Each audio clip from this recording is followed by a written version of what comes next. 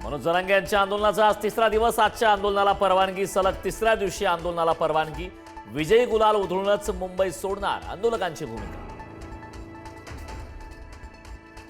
मंत्रिमंडळ उपसमितीची आज पुन्हा बैठक. राधाकृष्ण विखे पाटलांनी बोलावली तातडीची बैठक. मराठा समाजाच्या मागण्यांवर तोडगा काढण्याबाबत होणार चर्चा.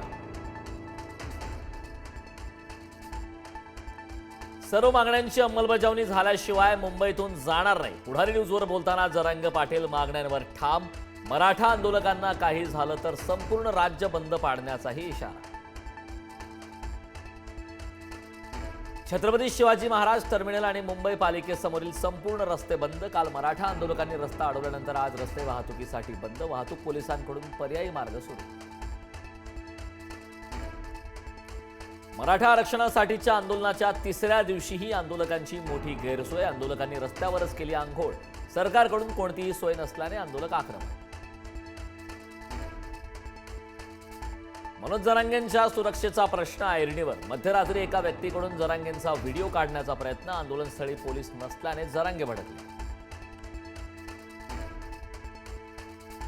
जरांगेंच्या आंदोलनाच्या पार्श्वभूमीवर सरकारचं एक पाऊल पुढे. मराठवाड्यातील मराठा समाजाला सरसगट कुणबी दाखले देण्यासाठी हैदराबाद गॅझेट लागू करण्यास तत्वत मान्यता.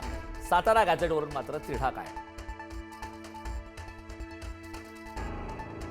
जरांगे पुन्हा आंदोलनाला का आले? एकनाथ शिंदेंना विचारा. मराठा आंदोलनावरून राज ठाकरेंचा एकनाथ शिंदेंवर निशाणा.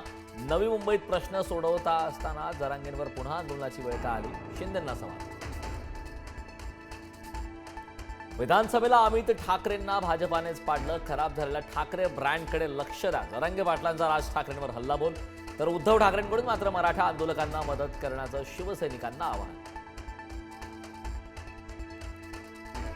मुंबईहून परतणाऱ्या आंदोलकांनी समृद्धी महामार्ग अडवला. वैजापूर तालुक्यातील जांबरगाव टोलनाक्यावरील घटना. फास्टॅगमधून पैसे वजा झाल्याने टोलनाक्यावर आंदोलकांचा संताप.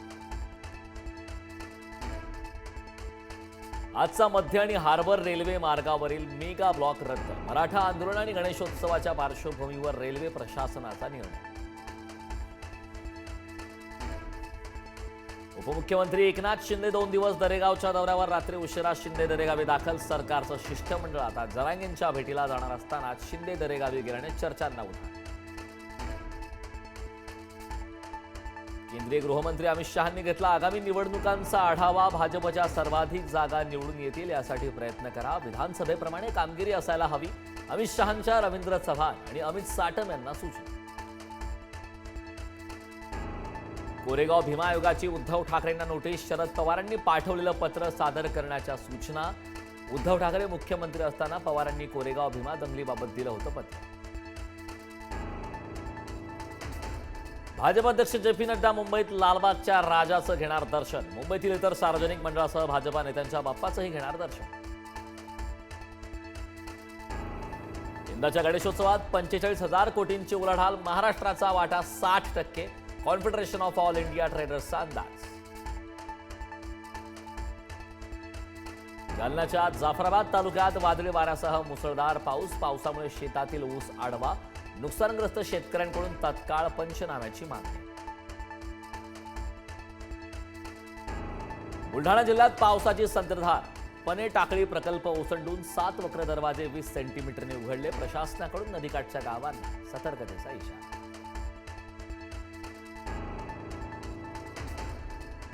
कल्याण पश्चिममधील गांधारी परिसरातील रॉयल गॅलेक्सी इमारतीची लिफ्ट 6व्या मजल्यावरून कोसळून अपघात. 4 जण गंभीर जखमी. दोघांच्या पायाला गंभीर दुखापत.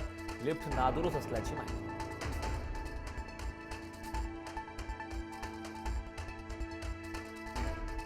बेकायदेशीरपणे संग्रहित गॅस सिलेंडरचा स्फोट. अनेक दुकानांना भीषण आग. बेळगावातील बदामी येथील घटना.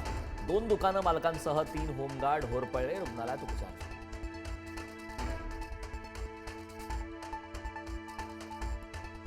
अमेरिकेच्या फेडरल अपील न्यायालयाचा डोनाल्ड ट्रम्प यांना धक्का. ट्रम्प यांना टॅरिफ लावण्याचा अधिकार नाही. न्यायालयाचा ऐतिहासिक निर्णय.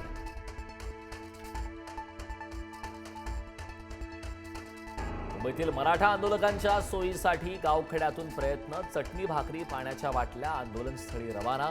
संभाजीनगर जिल्ह्यातील प्रत्येक गावातून साहित्य रवाना.